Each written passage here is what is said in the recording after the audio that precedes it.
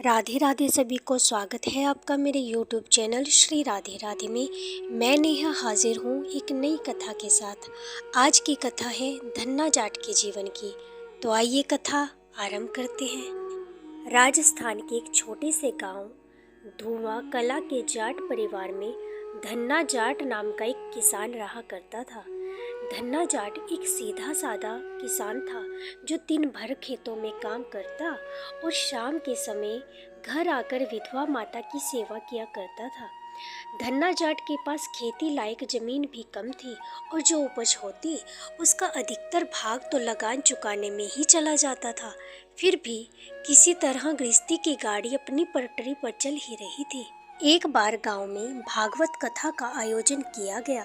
धन्ना भी समय निकालकर अपनी माता को भागवत कथा सुनाने के लिए लाया करता था। भागवत कथा सुनकर धन्ना जाट को महसूस हुआ कि उसने तो अपने जीवन में कभी भी ठाकुर जी की पूजा अर्चना नहीं की और पंडित जी कह रहे हैं कि जो ठाकुर जी की सेवा नहीं करता वो इंसान नहीं जानवर है और उसको स्वर्ग में जगह नहीं मिलती। पंडित जी जब कथा समाप्त कर गांव से दान दक्षिणा माल सामग्री लेकर घोड़े पर रवाना होने लगे, धन्ना जाट ने आगे बढ़कर घोड़े पर बैठे पंडित जी के पैर पकड़े और बोला, पंडित जी, आपने कहा है कि ठाकुर जी की पूजा पाठ सेवा करने वाले का भव सागर से बेड़ा पार हो जाता है। जो प्राणी ठाकुर जी की सेवा नहीं करता वह इंसान नहीं हैवान है। पंडित जी, आप तो जा रहे हैं, कृपा कर मुझे ठाकुर जी की पूजा विधि समझाते जाइए ताकि आपके जाने के बाद मैं ठाकुर जी की सेवा कर सकूं। घोड़े पर सवार पंडित जी ने सोचा ये कौन सी बला आ गई और उन्होंने टालने के लिए कहा, जैसी मर्जी आए वैसे करना। धन्ना ने भोलेपन से अपना अगला सवाल पूछा, स्वामी, मेरे पास तो ठाकुर जी भी नहीं है, पंडित जी झल्लाए ले आना कहीं से। पंडित जी की झल्लाहट से अनभिज्ञ धन्ना जाट ने पुनः पूछा, मुझे पता नहीं ठाकुर जी कहाँ होते हैं, कैसे होते हैं, मैंने उन्हें कभी नहीं देखा। मुझे तो आपने कथा सुनाई, आप गुरु महाराज हैं, आप ही मुझे ठाकुर जी दे दीजिए। पंडित जी ने बला से जान छुड़ाने की कोशिश की, लेकिन धन्ना जाट भोलेपन से अड़ा रहा। आखिर पिंड छुड़ाने के लिए पंडित जी ने अपने झोले में हाथ डाला और भांग घोटने का सिलबट्टा निकालकर धन्ना जाट के हाथ में रख दिया। लो, ये ठाकुर जी हैं, अब जा और इनकी सेवा कर। पंडित जी, आखिरी सवाल है, धन्ना जाट ने सिलबट्टा हाथों में संभाल कर पूछा। पूजा कैसे करूं पंडित जी, यह तो बताओ। नहाकर नहलाइयो और खिलाकर खाइयो। पहले स्वयं स्नान करना, फिर ठाकुर जी को स्नान कराना। पहले ठाकुर जी को खाना खिलाना, फिर स्वयं खाना।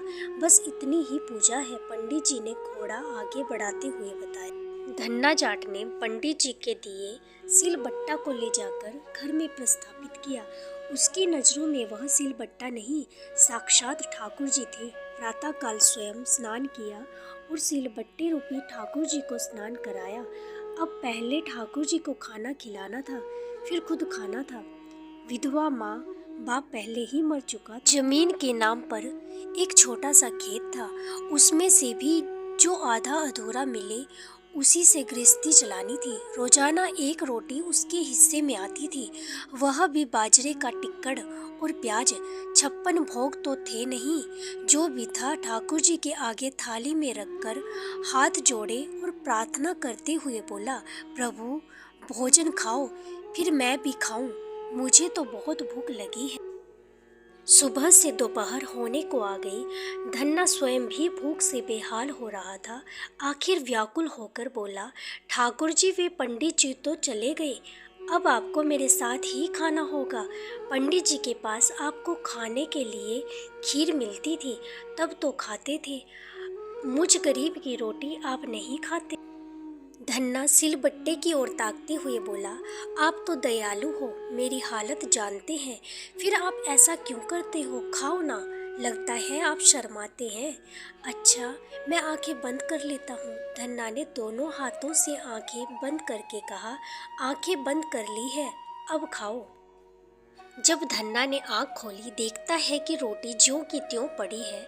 धन्ना इंतज़ार करता रहा। रात हो गई और इंतज़ार करते हुए धन्ना भूखा ही सो गया। धन्ना अजब धर्म संकट में फंसा था। पंडित जी ने तो कहा था कि खिलाकर खाइयो, ठाकुर जी नहीं खाते तो वो खाना कैसे खाए। एक दिन बीता, दूसरे दिन वापस ताजी रोटी लाकर रखी और ठाकुर जी के खाने का इंतजार करने लगा। चलो, एक दिन तो पंडित जी का वियोग हुआ, उनकी याद में नहीं खाया होगा, आज तो खाओ। धन्ना बुदबुदाया, लेकिन धन्ना को निराश होना पड़ा। रात हो गई और ठाकुर जी ने रोटी को हाथ भी नहीं लगाया। आखिर धन्ना भी भूखे पेट सो गया। 2 दिन बीत गए। धन्ना जाट ने भी मन ही मन जिद पकड़ ली कि ठाकुर जी रोटी नहीं खाते तो मैं भी नहीं खाऊंगा। कभी ना कभी तो रोटी खाएंगे। मेरा भी कुछ दिनों का उपवास सही, और क्या। एक एक कर 4 दिन बीत गए। सिलबट्टे ने तो खाया नहीं, खाए भी कैसे। धन्ना जाट भी भूखा प्यासा बैठा रहा। रोजाना स्नान करता और सिलबट्टे को धोकर उसके सामने ताजी रोटी लाकर रखता रहा। मैंने सुना था कि आप दयालु हो, लेकिन हे नाथ, आप में इतनी कठोरता कैसे आई। मेरे कारण आप 6 दिन से भूखे प्यासे हो। क्या गरीब हूँ इसलिए, रूखी रोटी है इसलिए, या मुझे मानना नहीं आता इसलिए। अगर तुम्हें रोटी खाने नहीं आना है तो मुझे भी नहीं जीना। धन्ना ने दराती उठाई और शुद्ध भाव से सच्चे हृदय से ज्यों अपनी बलि देने को उद्यत हुआ, त्यों ही उस सिलबट्टे से तेजोमय प्रकाश पुंज प्रकट हुआ। धन्ना का हाथ पकड़ लिया और मनोहारी आवाज सुनाई दी, धन्ना देख, मैं रोटी खा रहा। ठाकुर जी रोटी खा रहे हैं और धन्ना उन्हें निहारता रहा। और जब ठाकुर जी ने आधी रोटी खा ली तो बोला, आधी मेरे लिए भी रखो, मैं भी भूखा हूँ, तू दूसरी खा लेना। ठाकुर जी ने मोहक मुस्कान के साथ कहा, 2 रोटी बनती है, एक रोटी मेरे हिस्से की, दूसरी माँ के हिस्से की, दूसरी लूँगा तो माँ भूखी रहेगी। धन्ना ने अपनी परेशानी बताई। ज्यादा रोटी क्यों नहीं बनाते, छोटा सा खेत है, कैसे बनाए। किसी दूसरे का खेत जोतने को लेकर खेती क्यों नहीं करते। अकेला हूँ, एक खेत में ही थक जाता हूँ, नौकर क्यों नहीं रख लेते। पैसे नहीं है, बिना पैसे का नौकर मिले तो आधी रोटी खिलाऊं और काम करवाऊं। बिना पैसे का नौकर तो मैं ही हूँ। ठाकुर जी मुस्कुराए, मैंने कहीं नहीं कहा कि आप मुझे धन अर्पण करो, गहने अर्पण करो, फल फूल अर्पण करो, 56 भोग अर्पण करो।